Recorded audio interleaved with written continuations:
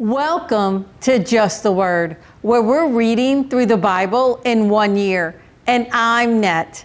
Today's reading will come from Daniel chapters 5 and 6. Daniel chapter 5. King Belshazzar gave a great banquet for 1,000 of his nobles and drank wine with them. While Belshazzar was drinking his wine, he gave orders to bring in the gold and silver goblets that Nebuchadnezzar his father had taken from the temple in Jerusalem, so that the king and his nobles, his wives, and his concubines might drink from them. So they brought in the gold goblets that had been taken from the temple of God in Jerusalem. And the king and his nobles, his 5 wives, and his concubines drank from them. As they drank the wine, they praised the gods of gold and silver, of bronze, iron, wood, and stone. Suddenly, the fingers of a human hand appeared and wrote on the plaster of the wall near the lampstand in the royal palace. The king watched the hand as it wrote. His face turned pale, and he was so frightened that his knees knocked together and his legs gave way. The king called out for the enchanters, astrologers, and diviners to be brought and said to these wise men of Babylon, "Whoever reads this writing and tells me what it means will be clothed in purple and have a gold chain placed around his neck. And he will be made the 3rd highest ruler in the kingdom." Then all the king's wise men came in, but they could not read the writing or tell the king what it meant. So King Belshazzar became even more terrified, and his face grew more pale. His nobles were baffled. The queen, hearing the voices of the king and his nobles, came into the banquet hall. "O king, live forever," she said. "Don't be alarmed. Don't look so pale. There is a man in your kingdom who has the spirit of the holy gods in him. In the time of your father, he was found to have insight and intelligence and wisdom like that of the gods. King Nebuchadnezzar, your father the king, I say, appointed him chief of the magicians, enchanters, astrologers, and diviners. This man, Daniel, whom the king called Belteshazzar, was found to have a keen mind and knowledge and understanding, and also the ability to interpret dreams, explain riddles, and solve difficult problems. Call for Daniel, and he will tell you what the writing means."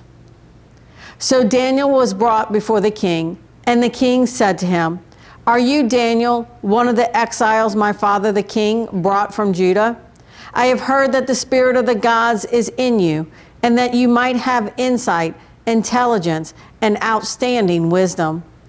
The wise men and enchanters were brought before me to read this writing and tell me what it means, but they could not explain it. Now I have heard that you are able to give interpretations and to solve difficult problems. If you can read this writing and tell me what it means, you will be clothed in purple and have a gold chain placed around your neck, and you will be made the 3rd highest ruler in the kingdom." Then Daniel answered the king, "You may keep your gifts for yourself and give your rewards to someone else. Nevertheless, I will read the writing for the king and tell him what it means. O king, the Most High God gave your father Nebuchadnezzar sovereignty and greatness and glory and splendor.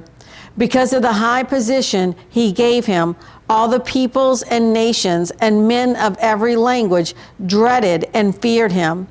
Those the king wanted to put to death, he put to death.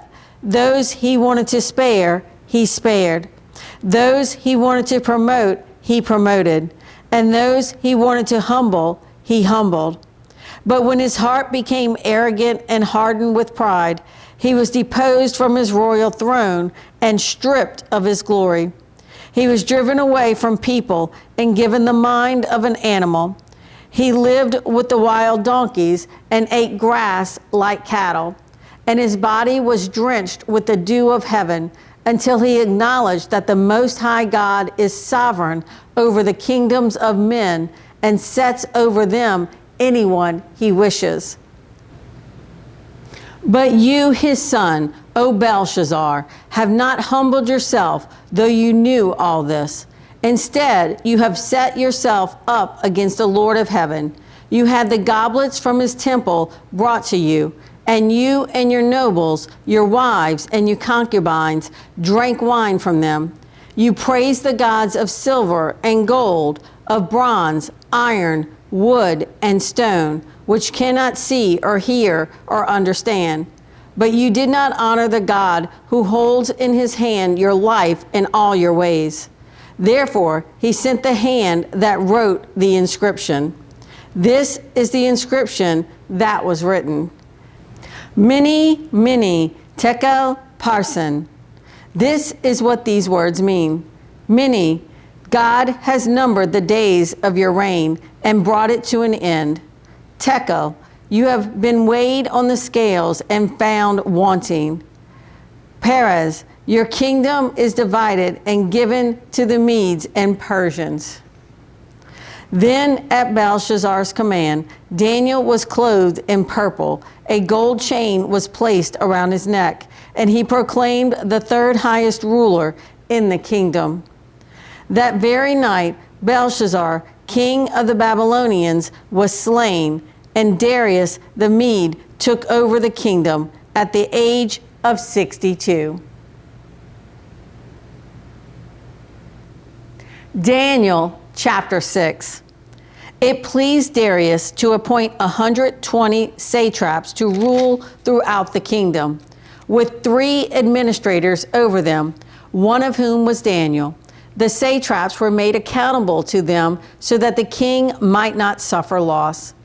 Now Daniel so distinguished himself among the administrators and the satraps by his exceptional qualities that the king planned to set him over the whole kingdom. At this, the administrators and the satraps tried to find grounds for charges against Daniel in his conduct of government affairs, but they were unable to do so. They could find no corruption in him, because he was trustworthy and neither corrupt nor negligent. Finally, these men said, "We will never find any basis for charges against this man Daniel, unless it has something to do with the law of his God." So the administrators and the satraps went as a group to the king and said, "O King Darius, live forever. The royal administrators, prefects, satraps, advisors, and governors have all agreed that the king should issue an edict and enforce the decree that anyone who prays to any god or man during the next 30 days, except to you, O king, shall be thrown into the lion's den. Now, O king, issue the decree and put it in writing so that it cannot be altered, in accordance with the laws of the Medes and Persians, which cannot be repealed." So King Darius put the decree in writing. Now when Daniel learned that the decree had been published, he went home to his upstairs room where the windows opened toward Jerusalem.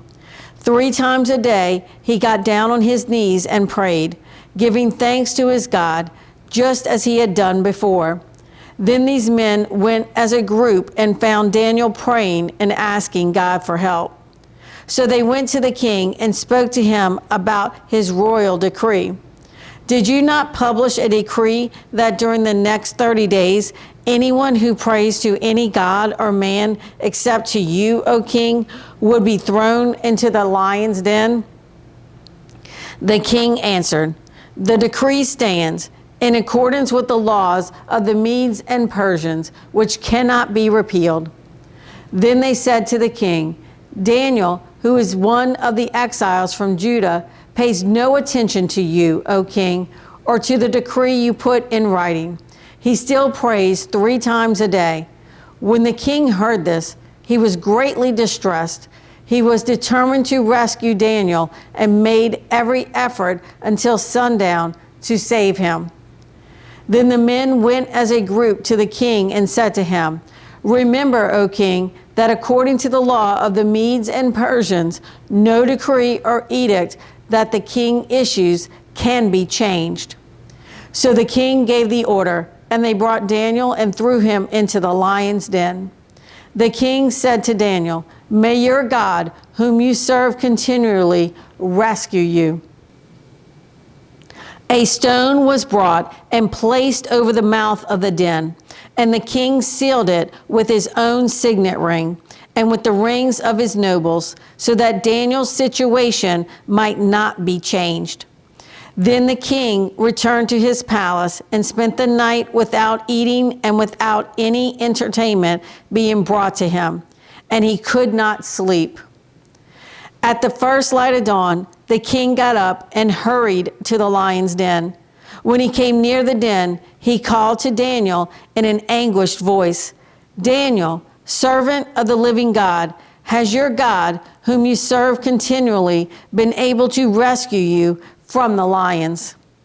Daniel answered, "O king, live forever. My God sent his angel, and he shut the mouths of the lions. They have not hurt me, because I was found innocent in his sight, nor have I ever done any wrong before you, O king." The king was overjoyed and gave orders to lift Daniel out of the den.